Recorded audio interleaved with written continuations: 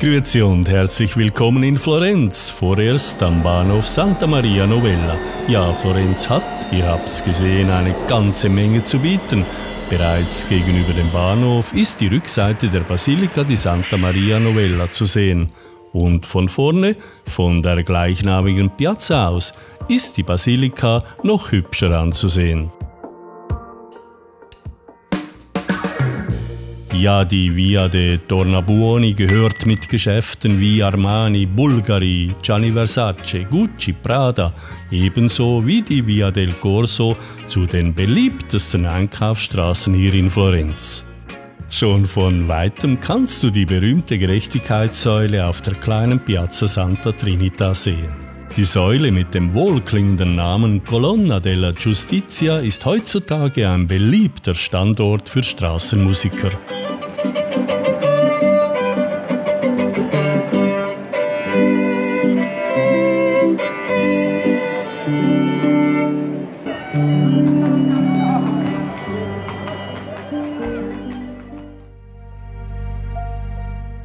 Übrigens, die Basilika di Santa Trinita ist eine der ersten Sakralbauten in Florenz im gotischen Stil.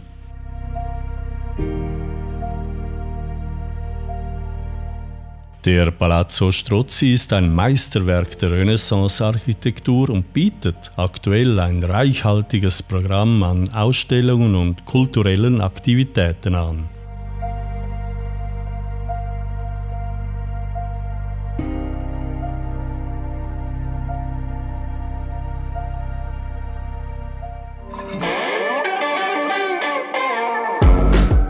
Okay, die Stadt ist voller interessanter Museen, Plätze, Kirchen, Statuen und Kunstwerke der Renaissance. Der Palazzo Vecchio ist ganz sicher eines davon.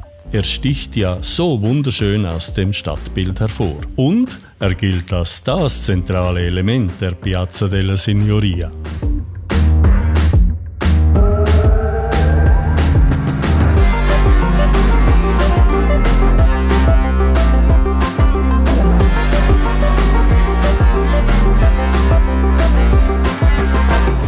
Der beeindruckende Palazzo Vecchio ist einer der schönsten Paläste von Florenz und beherbergt heute das Rathaus und ein Museum, in dem ein Teil der Kunstsammlung der Medici zu sehen ist.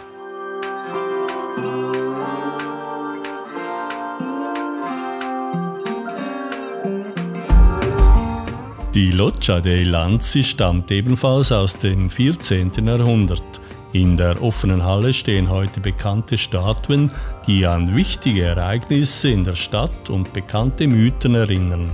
Und sie diente übrigens als Vorbild für die Feldherrnhalle in München.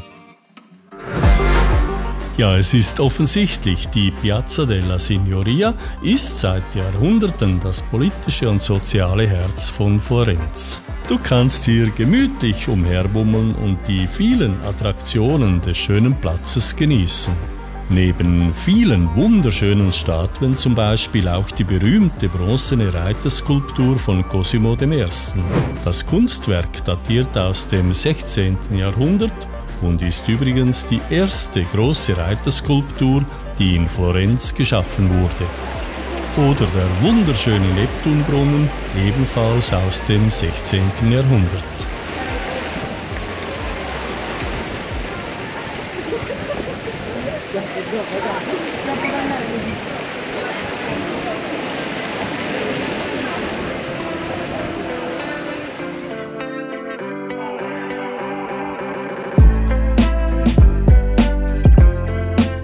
Und praktisch gleich nebenan ist das berühmte Kunstmuseum Galleria degli Uffizi. Es grenzt direkt an die Piazza della Signoria.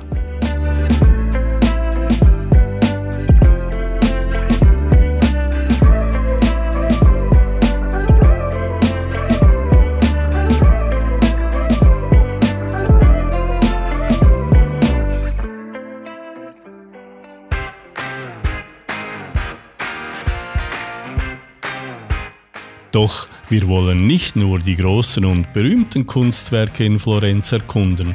Es gibt viele kleinere, aber nicht minder wichtige. so zum Beispiel der Albero della Pace, der Baum des Friedens.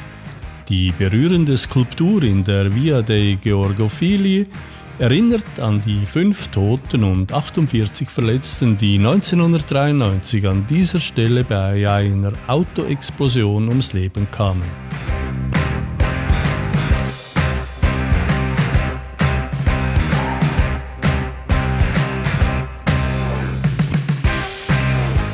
Ja, und unter den vielen Einkaufsläden gibt's natürlich auch einige Rosinen, hauptsächlich in den kleinen Gassen und Innenhöfen zu finden. So zum Beispiel Grevi, der seit 1875 Hüte produziert.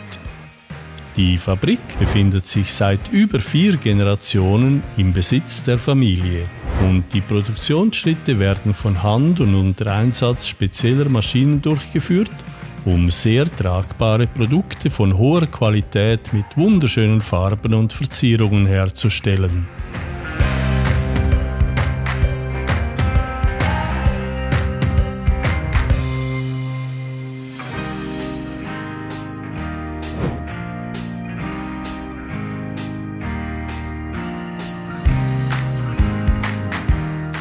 Daneben findest du hier unzählige Möglichkeiten, etwas Schmuck zu kaufen oder Lederwaren oder Spielzeuge und dies in großer Auswahl.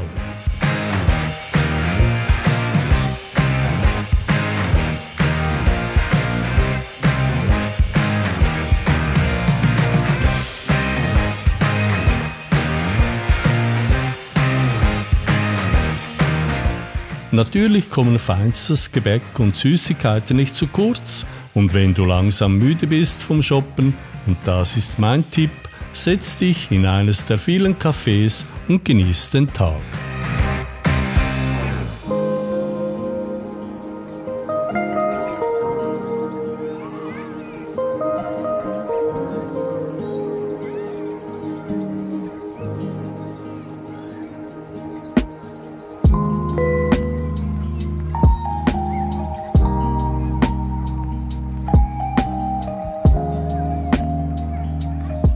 Ein nicht ganz so mächtiger Triumphbogen wie jener in Paris, trotzdem ist er eine Augenweide am Rande der Piazza della Repubblica im historischen Zentrum.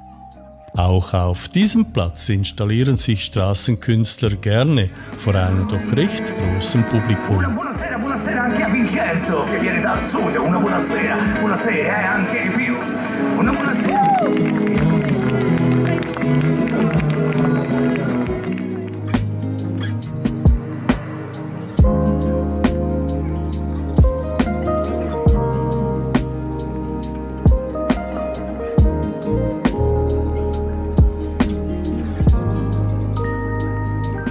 Auf der Piazza Santa Croce die gleichnamige Basilika. Die Statue von Dante Alighieri vor der Basilika wirkt meines Erachtens schon etwas verachtend. Allerdings einen Grund dazu mag ich nicht erkennen.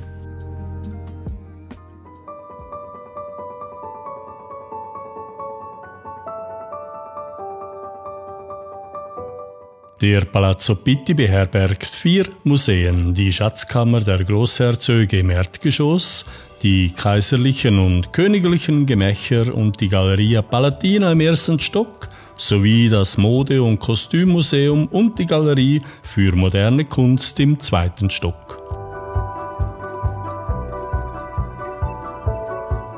Okay, machen wir uns auf den Weg zur Piazzale Michelangelo.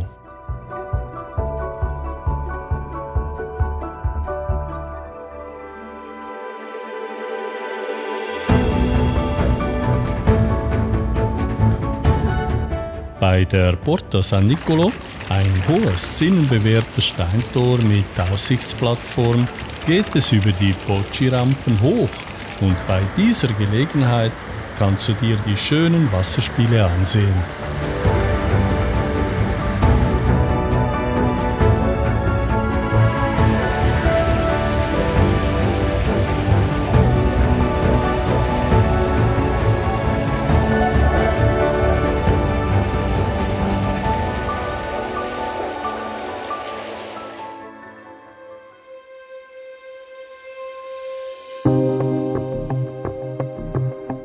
Und oben wirst du mit einem atemberaubenden Blick auf die Stadt und die nähere Umgebung von Florenz belohnt.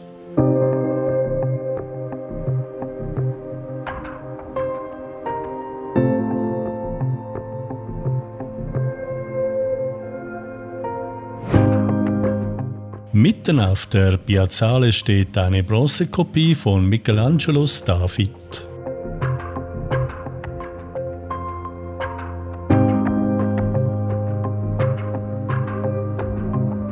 Ohne Zweifel einer der schönsten Ausblicke auf Florenz.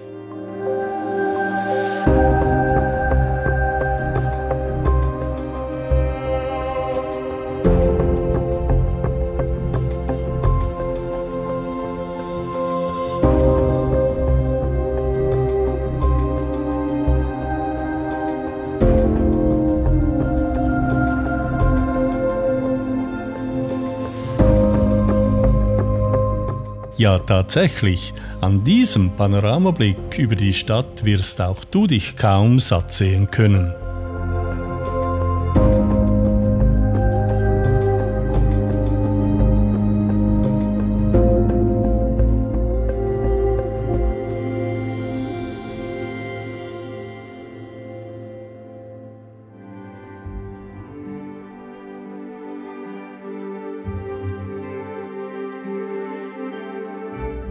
Mein Tipp, verlasse die Piazzale Michelangelo auf der Westseite, dann hast du einen prima Blick auf den Torre del Belvedere. Das Wichtigste aber, du läufst direkt durch den Giardino delle Rose, je nach Jahreszeit ein ganz tolles Erlebnis.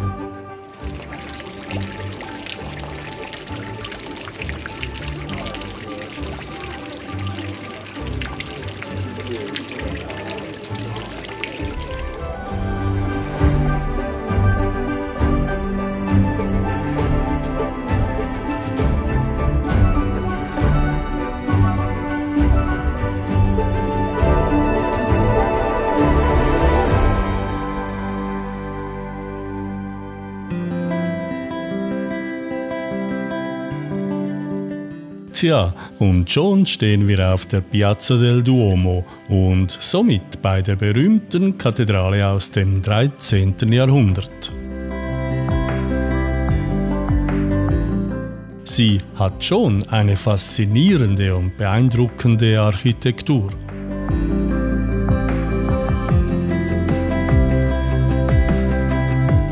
Der Campanile di Giotto ist der Glockenturm der Kathedrale und steht in einer leicht abgetrennten Position.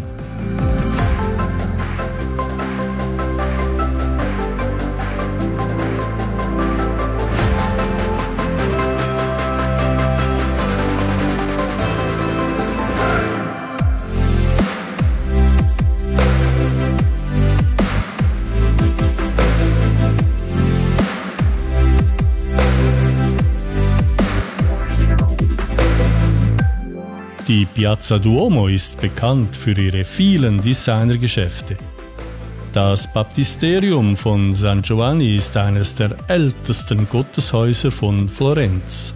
Und gleich daneben an prominenter Stelle die Colonna di San Zanobi. Auf der Piazza Goldoni zeigt uns die Carlo Goldoni-Statue den Weg zum Arno. Hier wollen wir den Sonnenuntergang und die Ruhe, die der Fluss ausstrahlt, genießen.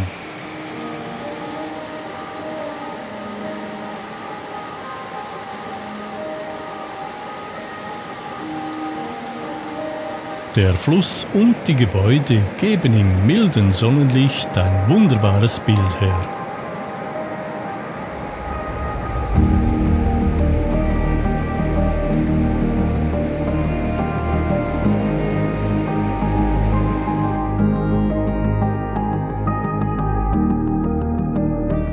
Wir laufen dem Arno entlang in Richtung der Ponte Vecchio.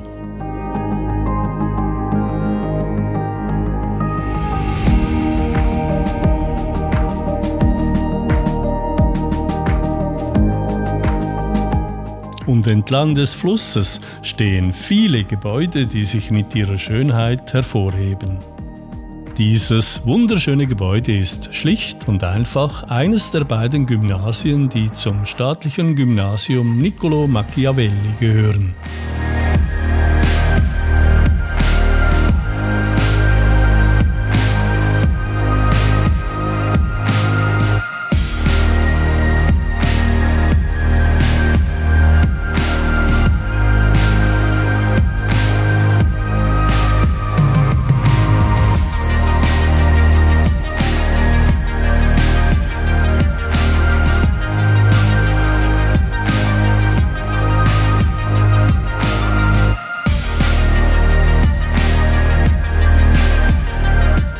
Die Brücke strahlt ein romantisches Flair aus.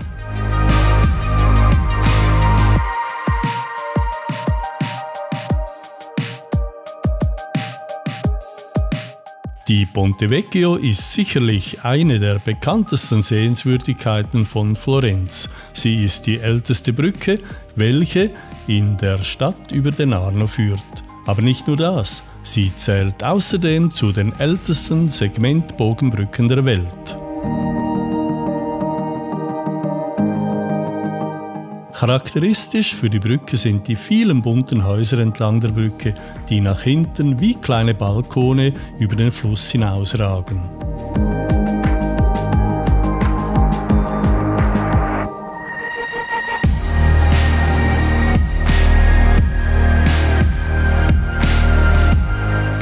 Heutzutage finden sich hier zahlreiche hochwertige Schmuckuhren und Juwelierläden unter den rund 20 Geschäften entlang der Brücke, darunter auch bekannte Namen.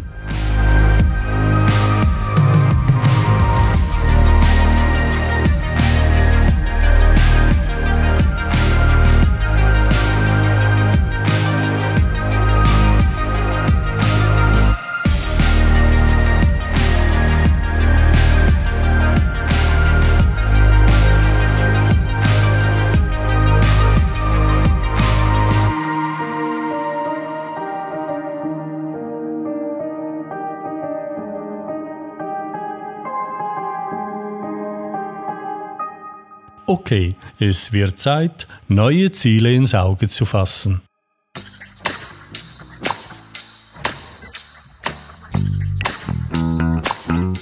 Wir sind wieder am Startpunkt unserer Erkundigungen durch Florenz, nämlich am Bahnhof Santa Maria Novella. Der Bahnhof und somit die Neugier auf neue Reiseziele erfasst nicht nur mich. Übrigens, Reisen in Italien mit der Frecciarossa sind nur zu empfehlen. Mit ca. 250 bis 300 Sachen durch diese imposante Landschaft zu fahren, könnte nicht entspannter erfolgen. Zudem bietet die Firma einen tadellosen Service zu fairen Preisen, Freundlichkeit, Pünktlichkeit und somit Zuverlässigkeit. Das sind Merkmale, die ich sehr schätze.